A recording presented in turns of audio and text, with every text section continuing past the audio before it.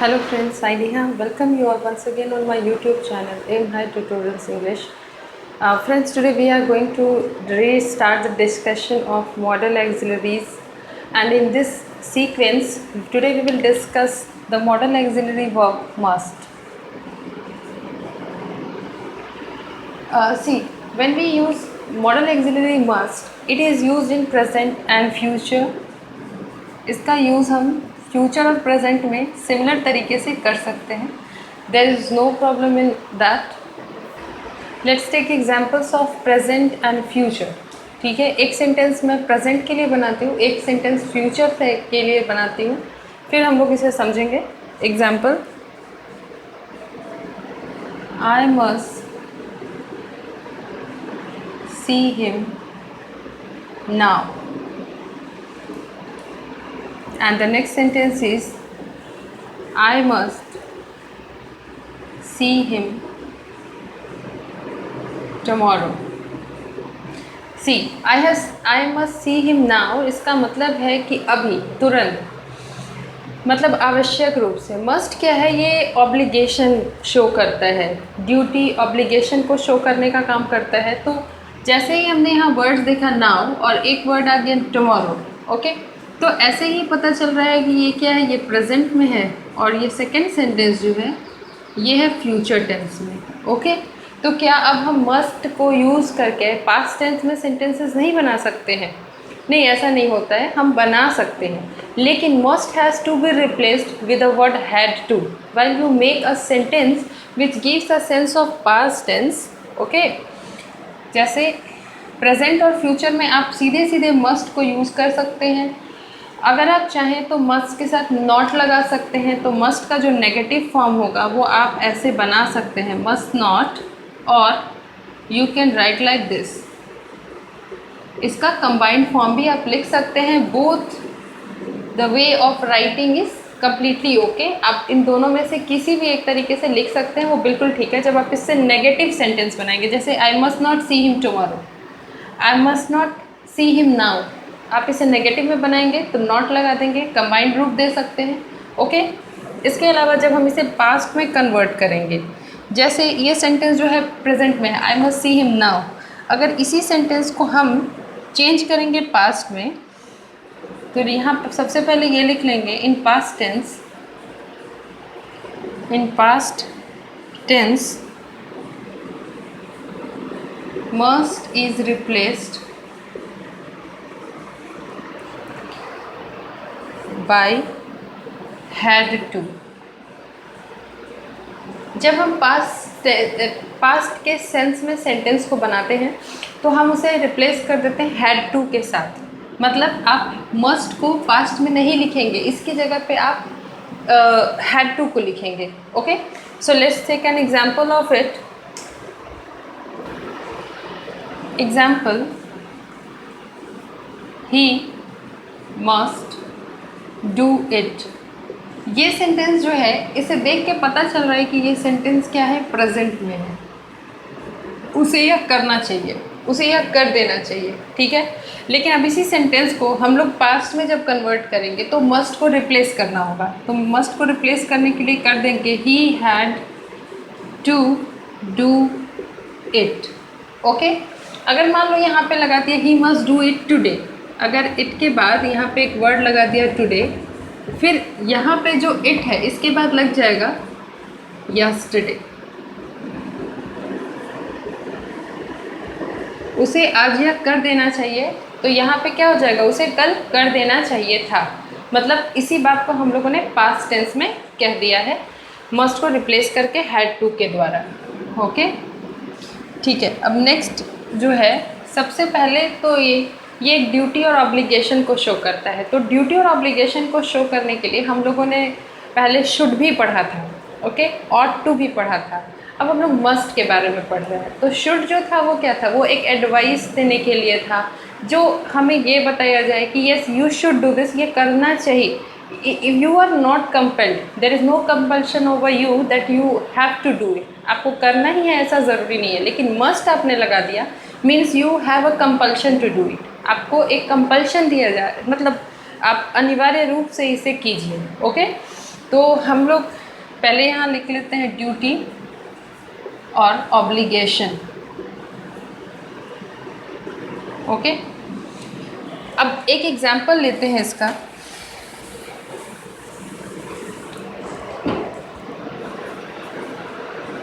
We must obey our parents. हमें अपने माता पिता की आज्ञा का पालन करना चाहिए। यहाँ पे कोई सलाह नहीं है, यहाँ पे कोई सजेशन नहीं है। सजेशन तब होता है जब ये कहा जाता है यू शुड और वी शुड, मीन्स ऐसा करना चाहिए। जनरली बहुत बार ऐसा होता है नहीं भी करते हैं बहुत सारे लोग, लेकिन यहाँ मस्ट लग गया, means it's your duty that you have to do it. It's your duty to do so. आपको करना ही है, ये आपकी ड्यूटी है। ठीक है, तो जब ऑब्लिगेशन और ड्यूटी शो करनी हो, कंपल्शन शो करना हो तब। इसके अलावा ये क्या दिखाने का काम करता है, इससे हम इंस्ट्रक्शन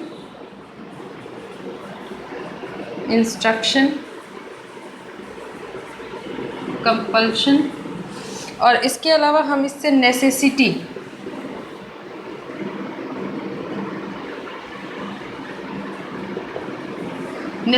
को भी जताने का दिखाने का काम करते हैं।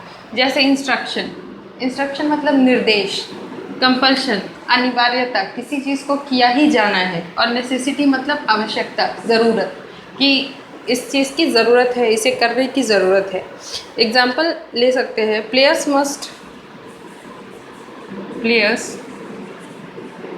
Must follow the rules. जो भी खिलाड़ी हैं उन्हें नियमों का, जो खेल के नियम बनाए गए हैं उन सभी नियमों का पालन करना चाहिए। मतलब ये क्या है, ये उनके लिए एक इंस्ट्रक्शन है, निर्देश दिया गया है। जैसे हम एग्ज़ाम देते हैं तो आपके क्वेश्चन पेपर में लिखा होता है students must answer all the questions. Students को देना है सारे क्वेश्चन का आंसर। या फिर एक सेंटेंस होता है कि question number 1, 2, 3 are compulsory to be answered. Okay, इसका मतलब है क्या कि स्टूडेंट्स के लिए ये कंपल्शन है, करना ही है उन्हें। ये जो भी क्वेश्चन नंबर्स दिए गए हैं इनका आंसर करना क्या है, ये उन्हें करना ही करना है, इसे वो छोड़ नहीं सकते हैं। ओके, और बाकी कुछ क्वेश्चंस होते हैं जिसमें आपको ऑप्शंस दे दिए जाते हैं कि इधर दिस और दिस, आप ये करो या ये करो। तो यहाँ जो कंपल्शन है वो ऐसा है कि आप, कंपल्शन का मतलब ही होता है जब आप बंध जाए किसी चीज़ से, आपको करना ही है उस चीज़ को।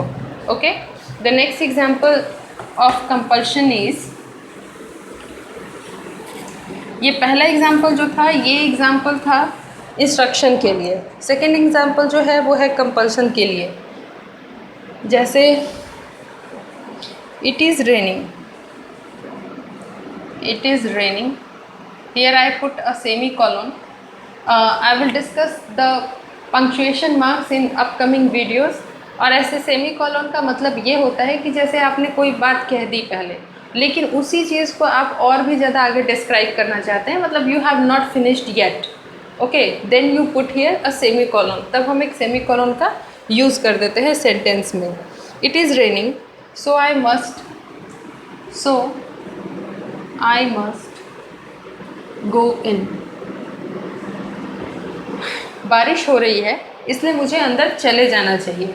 मतलब बारिश हो रही है तो ये मेरी मजबूरी है। कंपल्शन मतलब क्या होता है, मजबूर, मतलब अनिवार्य रूप से किसी चीज़ को करना। ठीक है, तो ये अनिवार्य है मेरे लिए कि मैं अंदर चला जाऊँ क्योंकि बारिश होने लगी है।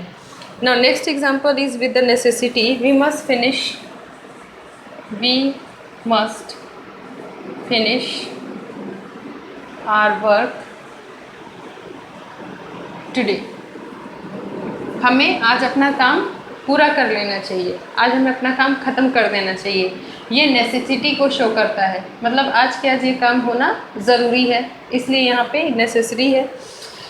और देखिए, जब हम लोग मस्ट का नॉट फॉर्म बनाते हैं, जो मैंने ऊपर बताया, जब मस्ट का नॉट फॉर्म बनाते हैं तो हम उसे लिखते कैसे हैं, ये तो मैं पहले ही बता चुकी हूँ कि आप इसे must plus not is equal to, you can write must not और you can write must and apostrophe T. Apostrophe देने के बाद टी लिख देंगे। तो अगर मान लो एक क्वेश्चन, मैं यहाँ एग्जाम्पल के तौर पे पहले क्वेश्चन लिखती हूँ, ठीक है। यहाँ पे एग्जाम्पल के तौर पे जो क्वेश्चन है वो है must I go with you, must I go with you, क्या मुझे तुम्हारे साथ जाना चाहिए। अब देखिए यहाँ जो क्वेश्चन है, तो हम में से बहुत सारे लोग ऐसा सोचेंगे कि अगर must I go with you है तो आंसर भी होना चाहिए यस यू मस्ट, ठीक है। लेकिन जब भी अगर कोई क्वेश्चन अराइज किया जाता है मॉडल एक्सिलरी मस्ट से, तो कभी भी उस क्वेश्चन के आंसर में मस्ट वर्ड का यूज़ नहीं होता है। कभी भी उस क्वेश्चन के आंसर को जब आप आंसर कर रहे होंगे उस क्वेश्चन का, आप ओरल करो या रिटन फॉर्म में करो, आपको कभी भी मस्ट वर्ड का यूज़ आंसर में नहीं करना चाहिए, आंसर सेंटेंस में नहीं किया जाता है। तो उसके बदले में क्या किया जाना चाहिए, उसके बदले में अगर आप सिर्फ शॉर्ट आंसर दे रहे हैं, ठीक है, होना चाहिए यस यू मस्ट, ठीक है। लेकिन अगर इसी का आप नो में आंसर दे रहे हैं, जैसे जो क्वेश्चन है, ये जो क्वेश्चन है, अगर इस क्वेश्चन के जवाब में यस है, हाँ है, तो आप लिखेंगे यस यू मस्ट, ठीक है। जैसे मान लो आपके किसी फ्रेंड ने ही पूछ लिया आपसे must I go with you, क्या मुझे तुम्हारे साथ जाना चाहिए। आप जवाब में अगर आपका कहना है कि हाँ चलो, तो आप कहेंगे यस यू मस्ट, हाँ तुम्हें मेरे साथ चलना चाहिए। लेकिन अगर आप वहाँ पे जवाब में नो है, प्रोहिबिशन है, प्रोहिबिशन मतलब ना है, मनाही है, डिनाई कर रहे हैं आप, तब आप क्या कहेंगे, नो यू नीड नॉट। तब आप ये बोलेंगे नहीं तुम्हें जाने की ज़रूरत नहीं है, तब आप सीधे ये कह देंगे no you need not. Okay students, I hope कि ये मॉडल एक्सिलरीज का जो चैप्टर है जो मैंने बताया है आपको, आई होप कि ये आपको सारे एक्सप्लेनेशन जो अभी तक का है वो क्लियर होगा। If you have any questions you can ask me in the comment section, and after this chapter I am going to start a chapter related to the sentences. हम लोगों ने सबसे पहला जो चैप्टर किया था ग्रामर में वो सेंटेंस ही था, उसमें ही फर्दर मैं डिस्कशन जो है वो क्लॉज को लेकर के आगे बढ़ाऊँगी। जब भी हम ग्रामर में सेंटेंसेस पढ़ते हैं तो हमेशा से दो चीज़ें सीखने को मिलती हैं, एक तो हो जाता है फ्रेज़ और दूसरे नंबर पे एक चीज़ हो जाती है क्लॉज। क्लॉज तो जनरली समझ लेते हैं, फ्रेज़ में थोड़ी सी प्रॉब्लम हो जाती है। अब फ्रेजेस क्या होते हैं, देखिए फ्रेजेस सेंटेंस ऐसे वर्ड्स होते हैं, वर्ड्स का ऐसा कॉम्बिनेशन होता है जो मीनिंग तो देता है लेकिन वो कंप्लीट सेंस नहीं दे सकता है, वो किसी ना किसी सेंटेंस के पार्ट पर डिपेंडेंट होगा। और क्लॉज जो होता है वो ग्रुप ऑफ वर्ड्स होता है जो अपनी मीनिंग को एक्चुअली खुद ही कन्वे कर पाने में सक्षम होता है, ठीक है। So the chapter which we are going to start is clause. Okay, तो सबसे पहले ये जान लेते हैं क्लॉज है क्या। The first is group of words. Clause जो है ये ग्रुप ऑफ वर्ड्स है, वर्ड्स का, शब्दों का एक समूह है। दूसरी बात क्या है, has a subject verb combination, subject and verb combination. Clause जो होता है ये सब्जेक्ट वर्ब कॉम्बिनेशन होता है, conveys it's meaning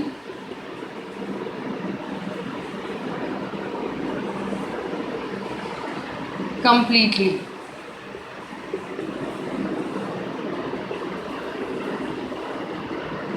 conveys its meaning completely itself। ये खुद ही अपनी मीनिंग को कन्वे कर पाने में क्या होता है, सक्षम होता है। ओके, जैसे एक सेंटेंस मैं ले लेती हूँ, Ram plays football, Ram football खेलता है। अब देखिए ये सेंटेंस जो है ये अपने आप में कंप्लीट है। अगर आप इस सेंटेंस को थोड़ा शॉर्ट कर लीजिए, राम प्लेज, राम खेलता है, ये भी सेंटेंस अपने आप में क्लियर है, कंप्लीट है, कंप्लीट सेंस देता है, राम है जो कि खेलता है, ठीक है।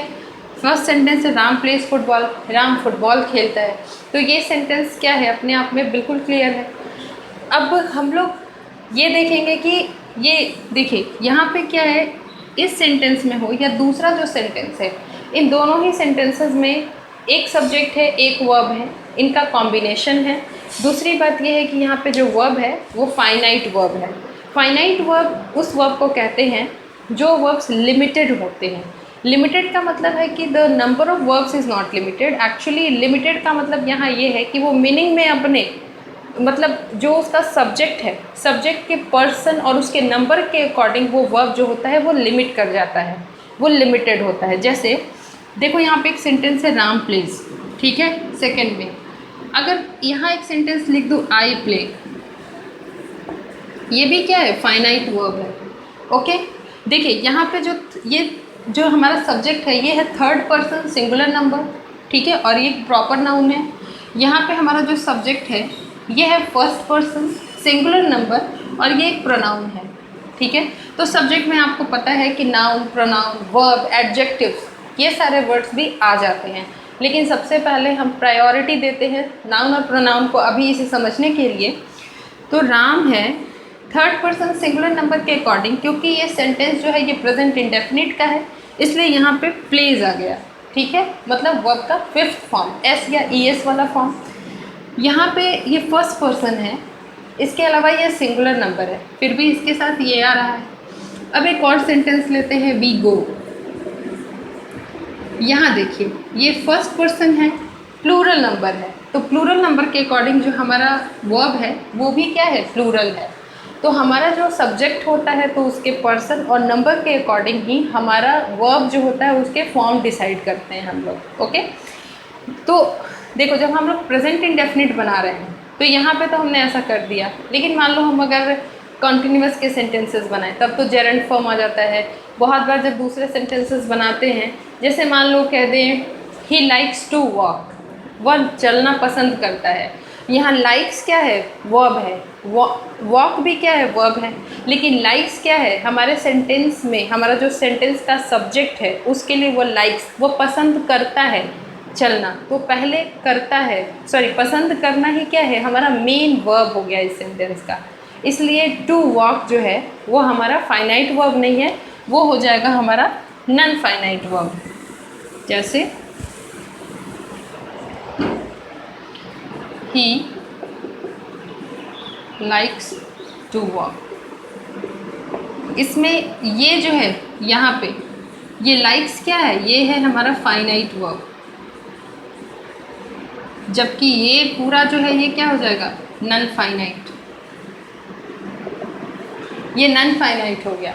ओके, हम लोग इसी डिस्कशन को आगे के भी वीडियोस में मैं कंटिन्यू करूँगी, और just keep on watching and please be please keep on watching and please do practicing. आप प्रैक्टिस करते रहिए। ग्रामर के जो चैप्टर्स होते हैं it is just like mathematics, जैसे आप मैथ्स की प्रैक्टिस करते हैं वैसे ही ग्रामर भी है, क्योंकि ये एक लैंग्वेज, हम जब किसी लैंग्वेज को सीख रहे हैं तो we need to speak that language, we need to make more and more sentences, we need to structure paragraph sentences so that we can understand and learn the words, how to use them in the appropriate places. तो आप उन्हें practice करते रहिए और मैं जैसे जैसे बताते जाऊंगी आप उन चैप्टर्स को, आपके बुक्स में जो भी चैप्टर्स हैं आप चैप्टर्स को बनाइए, उनके क्वेश्चंस को बनाइए, और अगर उनसे भी रिलेटेड कोई क्वेश्चन होता है तो आप मुझे कमेंट सेक्शन में क्वेश्चन ज़रूर भेजिए। Please like it, if you like it then please subscribe and share it with your friends. Thank you for watching. We will do the discussion in the next video. Thank you very much for watching.